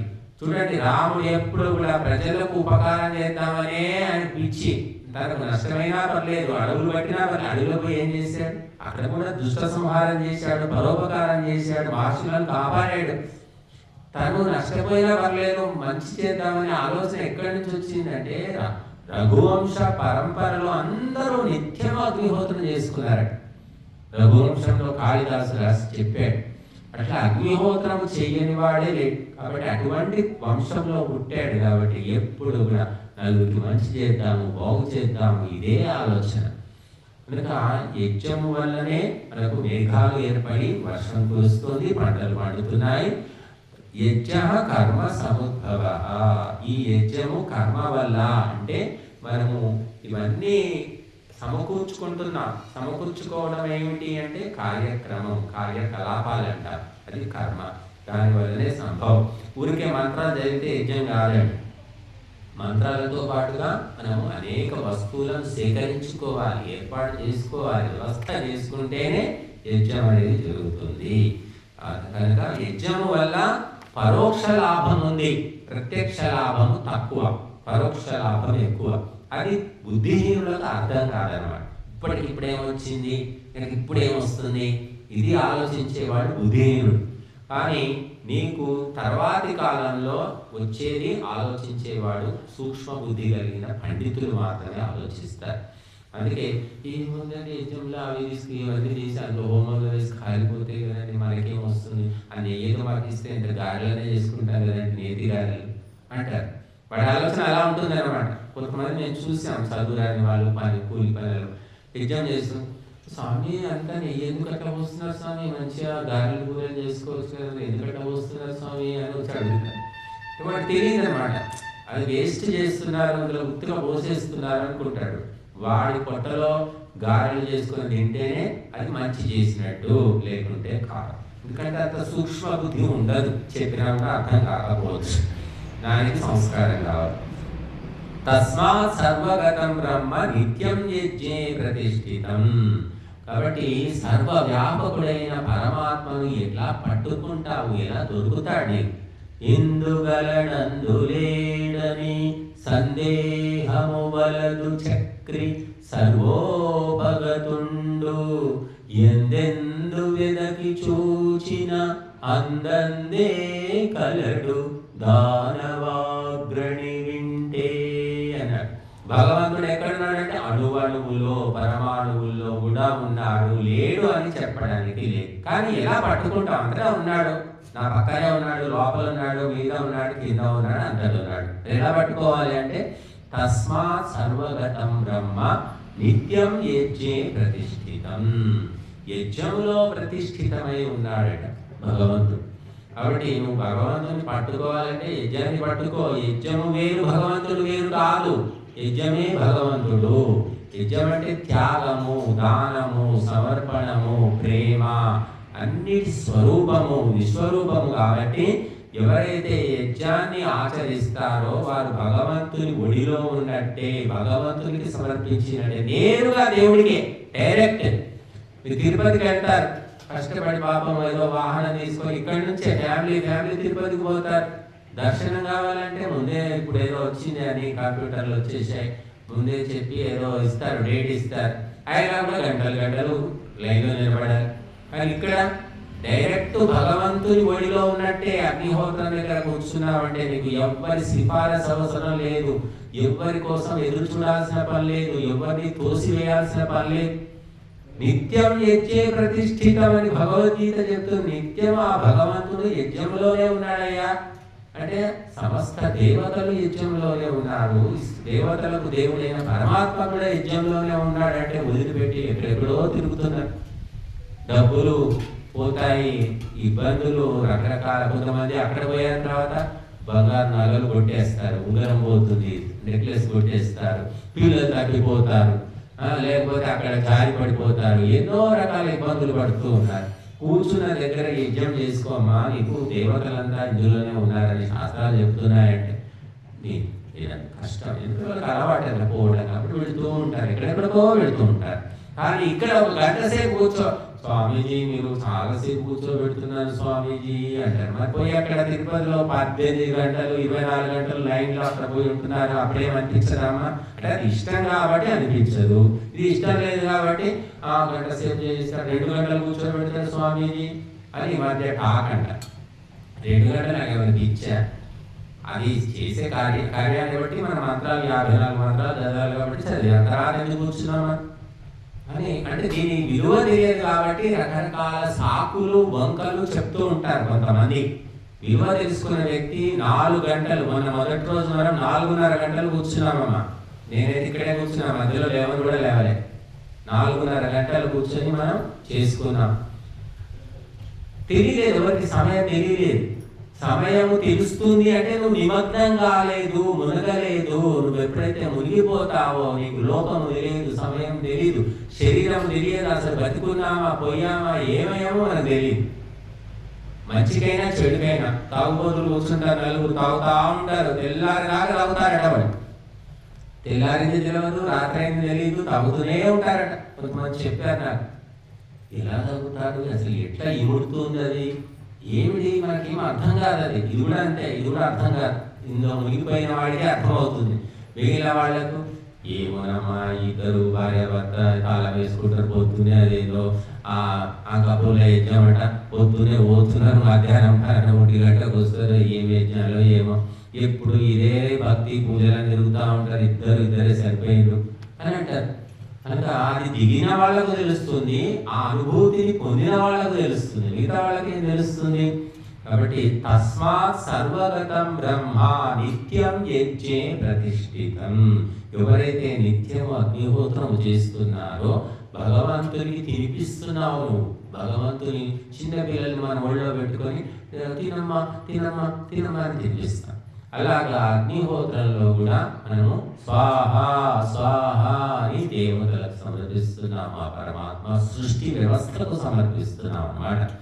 ఇటువంటి గొప్ప అదృష్టము, గొప్ప భావన అందరికీ రాదు. అందరికీ వస్తే బాగానే ఉండేది కావచ్చు, బట్ గొప్ప సంస్కారం కావాలి దానికి. కనుక ఆ పరమాత్మ యజ్ఞంలోనే ప్రతిష్ఠితమై ఉన్నాడు. ఏవం ప్రవర్తితం చక్రం నానువర్తయదీహయ అఘాయురింద్రియారామో మోఘం పార్థ సజీవతి అని మరొక శ్లోకం చెప్తుంది. ఈ విధంగా యజ్ఞము అంటే ఈ ప్రాణులన్నిటికీ మూలము ఆహారము. ఆహారం అనేది వర్షం వల్ల పండుతుంది, ఆ వర్షానికి మూలం మేఘము, యజ్ఞం వల్ల మేఘాలు ఏర్పడుతున్నాయి. ఇది ఒక చక్రం అన్నమాట. ఈ చక్రము ఎవరైతే తెలుసుకోరో, దీన్ని అనుసరించరో వాడు బతికి కూడా వ్యర్థమే అని ఈ శ్లోకం చెప్తుంది. అఘాయు ఇంద్రియారామో, వాడు వ్యర్థమైన జీవితం కలిగిన వాడు. ఈ సృష్టి చక్రము యజ్ఞ చక్రము ఎవరు తెలుసుకోరో వాడి బతికి వేస్ట్ అనమాట. చచ్చిందే మేలికని అడిగితే బతికి వేస్ట్. అఘాయు అన్నారు. అఘాయు అంటే వ్యర్థమైన జీవితం కలిగిన వాడు. ఇంద్రియారామ, వాడి పని ఏమిటి అంటే తినడం తినడం తినడం తినడం తాగడం, తినడం తాగడం, సంపాదించుకోవడం, కూడబెట్టడం, మూటలు కట్టడం, ఇవ్వడం. వాడు అనుభవించేదేం లేదు. తిని ఒక రోగం వస్తుంది, రోగము డాక్టర్లు మందులు, ఇది జీవితం అంతా అదే సరిపోతుంది. కనుక ఇంద్రియారామ అన్నారు. ఇంద్రియారామం అంటే కళ్ళు, ముక్కు, చెవి, కాళ్ళు, చేతులు వీటిని తృప్తి కలిగిస్తూ ఉంటాడు అనమాట. కళ్ళకు తృప్తి కలిగించేది ఏంటి? దృశ్యము, అందమైన దృశ్యాలు చూసుకుంటూ ఉండడం. శబ్దము చాలా మధురమైనటువంటి శబ్దాలు అంటే సినిమా పాటలు ఏమో వినుకుంటూ ఉండడం. ఇలాగా నాలుక తృప్తి ఏమిటి? రకరకాల భోజనాలు తినడం. ఒంటికి తృప్తి ఏంటంటే రకరకాల బట్టలు వేసుకోవడం. ఈ విధంగా దాంతోటే వాడి జీవితం గడిచిపోతుంది, అంతకు మించి వేరే ఉండదు. మోఘం పార్థ సజీవతి, వ్యర్థంగా జీవిస్తాడు అని చెప్తున్నారు. చూడండి, మరి ఇప్పుడు స్కూల్లో మీరు ఏదైనా స్కూల్ పోండి, పెద్ద పెద్ద స్కూళ్ళు ఉన్నాయి కదా, నోటీస్ బోర్డు ఉంటుంది. నోటీస్ బోర్డులో ఫోటో, 10th క్లాస్లో ఫస్ట్ క్లాస్ వచ్చిన అబ్బాయి పేరు, ఫోటో, నంబరు అన్నీ ఉంటాయి. పేరైన వాళ్ళ నంబర్లు, ఫోటోలు ఉంటాయా? ఉండవు కదా. అందుకే వాళ్ళంతా వేస్ట్ అనమాట. స్కూల్కి ఎవరి వల్ల పేరు వస్తుంది? ఆ ఫస్ట్ ర్యాంకు వచ్చిన ఒక్కడి వల్ల స్కూల్కి పేరు వస్తుంది. 99 పాస్ అయిన వాళ్ళు కానీ ఫెయిల్ అయిన వాళ్ళ వల్ల స్కూల్కి పేరు రాదు. వాళ్ళ పేరు రాసుకోవడం, వాళ్ళ ఫోటో కూడా వాడు వేసుకోవడం. అలాగే భగవంతునికి, ఈ సృష్టికి పేరు ఎప్పుడు వస్తుంది? భగవంతుడు ఈ సృష్టికి ఎప్పుడు లాభము, ఎప్పుడు సార్థకం అంటే ఎవరైతే యజ్ఞయాగాది ధర్మకార్యాలు చేస్తూ ఉంటాడో వాడితోటే భగవంతుడికి గుర్తింపు వస్తుంది. వాడిని చూసి జనాలు తెలుసుకుంటారు, ధార్మికులు అంటే ఇలా ఉంటారు, పుణ్యాత్ములు అంటే వీళ్ళు. చాలా మంచివాడే, అసలు ఎప్పుడు అగ్నిహోత్రం చేయకుండా అన్నం కూడా తినడు, చాలా బుద్ధిమంతుడు. అలా భగవంతుడు ఉన్నాడు అని నమ్మడానికి వీళ్ళ ఆధారం అన్నమాట. అది మరి మిగతా వారి వల్ల కేవలం భూమికి భారమే అని చెప్పారు. కేవలం తినడం, తాగడం, తిరగడం, పోసుకోవడం, కబుర్లు చెప్పుకోవడం, ముచ్చట్లు చెప్పుకోవడం, బల్లి మీద పిల్లి పడింది, పిల్లి మీద బల్లి పడింది, ఇలాంటి కథలు కబుర్లు చెప్పుకుంటూ ఉంటారు. నేర్చుకునేది లేదు, తెలుసుకునేది లేదు, గుర్తు పెట్టుకునేది అసలే లేదు. ఇవేం గుర్తుండవు మళ్ళీ వాళ్ళకు. మీరు ఎంతని చెప్పండి, ఆ సోది పరిమాణ ముచ్చట్లు మాత్రం భలే గుర్తుంటాయి. స్వామీజీ గంటసేపు ఉపన్యాసం చెప్పాడు, గంట అయింది, ఇంకేమైంది గంట నిజంగా. కానీ ఒక్క అంశం, ఒక పాయింట్, ఒక వాక్యం అన్నా గుర్తుందా? ఇంటి దాకా తీసుకెళ్తున్నావా? మీ ఆయన కన్నా చెవిలో వేస్తున్నావా? నీ కొడుకు కన్నా చెప్తున్నావా? స్వామీజీ గంటసేపు చెప్తే నాకు ఒకటి గుర్తుందిరా, నువ్వు కూడా ఇది గుర్తు పెట్టుకో, నువ్వు కూడా ఒకసారి రా అని ఏదైనా గుర్తు పెట్టుకోగలుగుతున్నావా? అంటే మెదడంతా కూడా పూర్తిగా పుచ్చిపోయింది. చెత్త చెత్త ఆలోచనలను నింపుకోవడం వల్ల మంచి ఆలోచన అందులో నిలబడదన్నమాట. నిలబడాలి అంటే నువ్వు చెత్తను వదిలించుకో, మెదడు నుంచి తీసేసుకో. పనికి వాళ్ళ ముచ్చట్ల అవసరమే లేదు. ఊరి ముచ్చట్లని ఎందుకు? మన కుటుంబమే సరిగ్గా లేదు, మన జీవితాలే సరిగ్గా లేవు. ఎవడెక్కడ గంగలో కలిస్తే మనకే ఉంది. సరే, మనకు చాతనైన మంచి చేయాలి, అంతవరకే. మిగతా అన్ని ముచ్చట్లు అవసరమా? చూడండి, ఇప్పుడు 20 లక్షలు అంటున్నారు, ఊరంతా కూడా తిరుగుతూ ఉన్నారు. ఏం అవసరం అంటే అంతే పిచ్చి. ఇది ధర్మకార్యం అంటే ఎవరికి స్పృహ రాదు. కానీ ఈ రాజకీయాలంటే మాత్రం అర్ధరాత్రి కూడా లేచి కూర్చునేటట్టు తయారైపోయాయి. ఎందుకంటే బుద్ధి అనేది భ్రష్టు పట్టింది కాబట్టి. ధార్మికులు, సన్యాసులు, సాధువులు, పండితులు, పురోహితుడు మాకేమవసరం అంటే మాకేమవసరం. మరి రాజకీయాలు నీకు అడుగు నిండుతుందా? లేకపోతే నీ ఇల్లు ఏమైనా 3 అంతస్తులు బిల్డింగ్ కట్టిస్తున్నారా? వాళ్ళు ఏ పార్టీ వాళ్ళే? ఎవరి కట్టి వారు ఉన్న తీసుకోవడమే తప్ప. కానీ పిచ్చి అన్నమాట, మూర్ఖత్వము అంటారు. ఇంకా విద్వాంసులను, పండితులను పట్టించుకునేది లేదు, వాళ్ళు చెప్పింది వినేది లేదు, గుర్తు పెట్టుకునేది అసలే లేదు. కర్మ కొద్దీ ఎప్పుడో ఒకసారి వస్తే మళ్ళీ అది గుర్తు కూడా ఉండదు అన్నమాట. నేను అడుగుతుంటా అప్పుడప్పుడు ఊళ్ళో ఎవరైనా కనబడితే, ఏమా అది ఎప్పుడైనా వచ్చావమ్మా ఇక్కడ ఆశ్రమం? లేదండి, ఆశ్రమం విన్నా కానీ నేను ఎప్పుడు రాలేదండి. ఎప్పుడు రాలేదమ్మా? మీ ఊళ్ళోనే కదమ్మా ఆశ్రమం పెట్టింది. రాలేదండి, ఇంకా ఎట్లనే పనులు ఉంటాయండి, పొలాలు, ఇల్లు, అవి అంటే వాళ్ళు ఆశ్చర్యం వేస్తుందండి. 24 గంటలు ఇదే పని, మీకు ఎక్కడ తిరగట్లేదా? సినిమాలకు పోవట్లేదా? షికార్లకు పోవట్లేదా? అది తిరుగుతారు. అంటే ఈ వాసన లేదు, ఈ సంస్కారం లేదు కాబట్టి ఇక్కడికి రాలేకపోతున్నారు, అంతే తేడా. తిరగకుండా ఎందుకుంటారు? కాబట్టి సంస్కారము, వాసన, ఇష్టము, అభిరుచి అనేది మంచి వాటి పట్ల ఉండడం చాలా కష్టం. అందుకోసమే అఘాయు ఇంద్రియారామ అని చెప్పారు. ఏదో స్కూల్కి వస్తాడు, ఫీజులు కడతారు, వెనక బెంచ్లో నిద్రపోతాడు, పాటలు వింటాడు, వినడు, పరీక్షలో ఫెయిల్ అయిపోతాడు. ఏమైనా నష్టమే లేదు, బాధనే లేదు, చింతనే లేదు. కానీ ఎవడో కష్టపడి రాత్రంతా మేల్కొని చదువుకొని గుర్తుపెట్టుకొని పరీక్షలో రాసి తను బాగుపడతాడు, ఆ స్కూల్కు కూడా పేరు తీసుకొస్తాడు. వాడికి ప్రత్యేకంగా కూర్చోబెట్టి విడిగా చెప్పారు ఎవరైనా మాస్టర్లు? అందరికి చెప్పిందే వాడికి చెప్పారు. అట్లాగా భగవంతుడు అందరికీ, సృష్టి అందరికీ ఇచ్చాడు. అందరికీ నీళ్ళు ఇస్తున్నాడు, గాలి ఇస్తున్నాడు, ఎండ ఇస్తున్నాడు, అన్నం అందరికీ ఇస్తున్నాడు. కానీ ఎంతమంది భగవంతుని తలుచుకుంటున్నారు, భగవంతునికి పేరు తీసుకొస్తున్నారు? అంటే ఉన్న పేరు కూడా వాడి మొఖం పెద్ద పెద్ద నామాలు పెట్టుకుంటాడయ్యా, ఓ గుడికి పోతాడు, అన్ని నాటకాలు వాడు, అన్ని పాడు పనులే, అన్ని అబద్ధాలే వాడు చెప్పేది.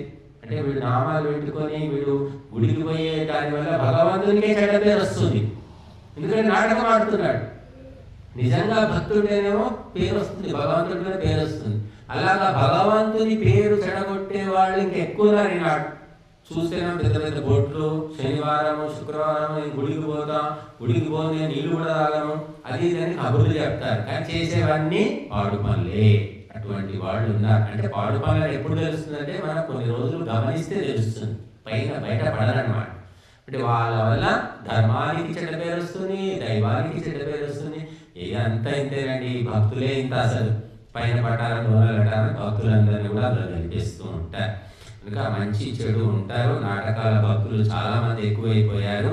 కాబట్టి మనము ఈ యజ్ఞము భగవంతుని యొక్క సన్నిధానము.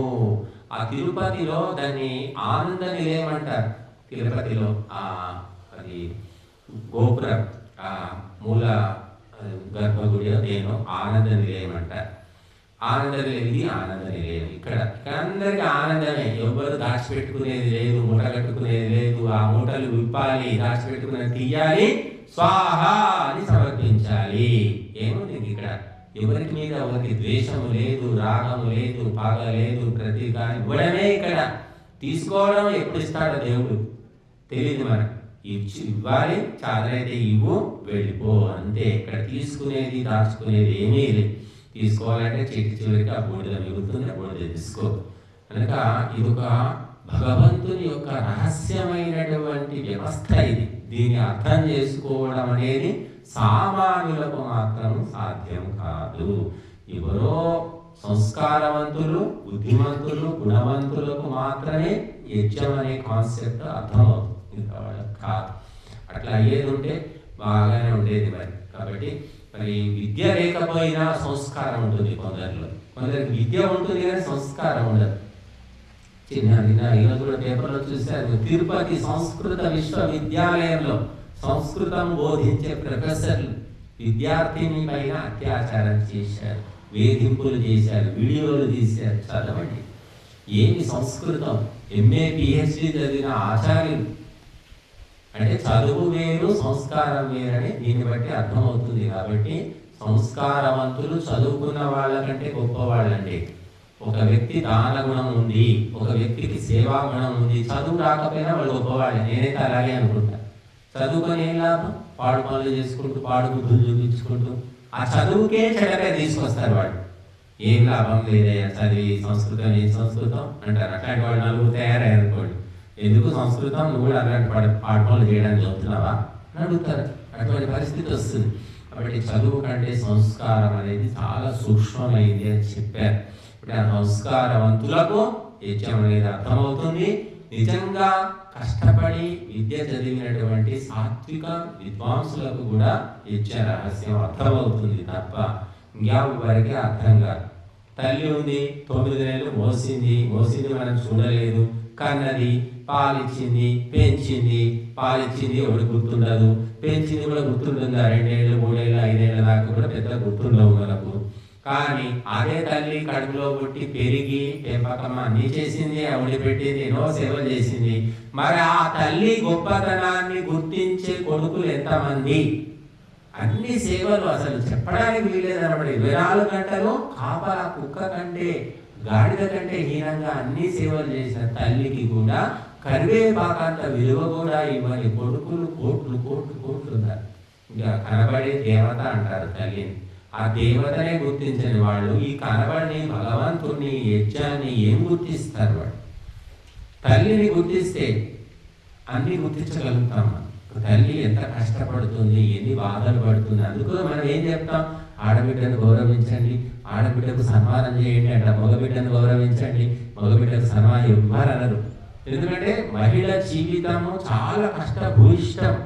అది ఆలోచిస్తేనే తల తిరిగిపోతుంది. మనం ఎలా బతుకుతున్నారు వాళ్ళు, ఏమిటి వాళ్ళ జీవితాలు? అసలు ఒక కొవ్వొత్తిలాగా, ఒక దీపంలాగా కాలిపోతున్నారు వాళ్ళు. అందరికి వెలుతురు పంచి పెడుతున్నారు మహిళా మనులు.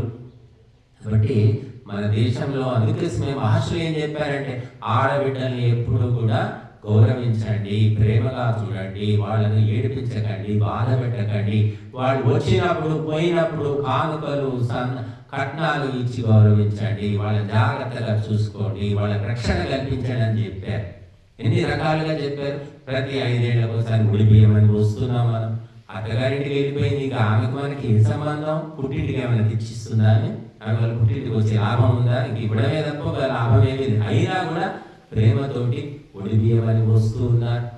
ఇవన్నీ ఎక్కడి నుంచి ఎవరు చెప్పారంటే మహర్షులు చెప్పారు. ఇవి మనకు సొంత ఇప్పుడేముంది? ఇప్పుడేమీ లేదు. భార్య సంపాదిస్తే ఆ జీతంలో లాగేసుకొని తాగే భర్తలు ఉన్నారు. ఆడబిడ్డల ఆస్తులను కూడా కొట్టేసే వాళ్ళు ఉన్నారు. మరి ఆడబిడ్డలు ఉసురు పోసుకునే వాళ్ళు ఉన్నారు. ఆడబిడ్డ ఇంటికి వస్తే కనీసం పలకరించే దిక్కు కూడా లేకుండా పోయింది. ఇప్పుడు ఇది వచ్చింది కదా, స్త్రీలకు కూడా ఆస్తిలో హక్కు. ఆస్తిలో హక్కు అన్న తర్వాత నీ ఆస్తి నువ్వు తీసుకోవే, మళ్ళీ ఇంటికి రాకు, నీకు నాకు చెల్లు అంటున్నారు. నేను ఎందుకు చేయాలి? నీకు ఆస్తి తీసుకుంటున్నావు, నాతో సమానంగా నువ్వు తీసుకున్నావు, నీకెందుకు మర్యాద చేయాలి అంటున్నారు. కాబట్టి భయంకరమైనటువంటి కలియుగంలో మనం జీవిస్తున్నాము. మర్యాదలని మట్టగలిసిపోయాయి. స్వార్థము తప్ప ఏమీ లేదు. ఈ స్వార్థము వినాశనానికే తప్ప ఎవ్వరికి మంచిని కలిగించదు. అందుకే మహర్షుల పరంపరను మనం తెలుసుకుంటే కుటుంబము బాగుపడుతుంది, మనం బాగుపడతాము, దేశం బాగుపడుతుంది. బతికినన్ని రోజులు కూడా సుఖశాంతులతో ఉంటాం. మనం ఎంతకాలం బతుకుతామో తెలియదు, కానీ ఈ అకాల మరణాలు, దుర్మరణాలు ఉండకుండా మనము భగవంతుడు ఇచ్చిన ఆయుష్ను సంతోషంగా భోగిస్తాం. కాబట్టి మహర్షులు ఇచ్చినటువంటి పరంపరను మనం ఎంతో కొంత పాటించడానికి ప్రయత్నం చేయాలి. ఊరందరికీ భోజనాలు పెట్టలేము, కనీసం 10 మందికి పెట్టగలుగుతావు కదా. ఏకాదశి రోజు నెలకు ఒకసారి, ఎప్పుడో ఒకసారి 10 మందికి అయితే భోజనం పెట్టు. కాబట్టి మనకు చాతనైనంత వరకు ధర్మాన్ని ఆచరించాలి. యజ్ఞం కూడా అంతే. ఒకరు కేజీని ఇచ్చిపోతారు, ఒకరు కనీసం 2 కుడుకలు చేస్తారు. వాళ్ళకి ఇంట్లో వీలుని బట్టి, అందరి దగ్గర డబ్బుల మూటలు ఉండాలని లేదు, ఎవరి సంపాదన బట్టి వాళ్ళు చేస్తారు. కానీ ఆ రకంగా మనకు ఉన్నంతలో ధర్మాచరణ చేసుకోవాలి. యజ్ఞాన్ని మనం కాపాడుకోవాలి. మనం తిన్నది భగవంతుని యొక్క ఆ రిజిస్టర్లో ఎక్కదండి. నువ్వు ఎంతమందికి పెట్టావు, ఎంతమందికి ఇచ్చావు, ఏమి దానం చేశావు అనేదే అక్కడ రికార్డ్ అవుతుంది. దాన్ని బట్టే మనకు ఉత్తమ జన్మలు ఉంటాయి. నువ్వు 3 పూటలు తిన్నావా, పండుగ రోజు ఇంకెక్కువ తిన్నావా, ఇదన్నీ రికార్డుకి ఎక్కదండి. నువ్వు నలుగురికి తినిపించావా, 10 మందికి దానం చేసావా, సేవ చేసావా, ఇది మాత్రమే రికార్డుకి ఎక్కుతుంది. దాని వల్లనే మనకు ఉత్తమ గతులు ఉంటాయి. కాబట్టి అందుకోసమే మనకి ఏం చెప్పారంటే, 3 పూటలు కాదు, 1 పూట తిన్నా పర్వాలేదు, కానీ ఇతరులకు ఇచ్చేది నేర్చుకో, యజ్ఞంలో సమర్పించడం నేర్చుకో. కనీసం ఏమి ఇవ్వలేకపోతే 4 మంచి మాటలనే చెప్పబోయా. పాడు మాటలు ఎందుకు, మంచి మాటలు చెప్పు. వాళ్ళు సంతోషించే మాటలు ఏమైనా మాట్లాడు, దానితో కూడా ఎంతో పుణ్యం వస్తుంది అని చెప్పారు. కానీ మంచి మాటలు మాట్లాడాలంటే మామూలు విషయమే కాదు. కాబట్టి అది కూడా ఎంతో సంస్కారం కావాలి. కాబట్టి మరి మనము ఇక్కడ కొంతమంది వస్తున్నారు, ఎప్పుడు వాళ్ళే వస్తున్నారు. నేను చెప్పాను, ఏదో వాసన, ఏదో అనుబంధము, ఏదో రుణం అన్నమాట. అంతే, దానికి కట్టుబడిపోయి అలాగే వస్తూ ఉన్నారు.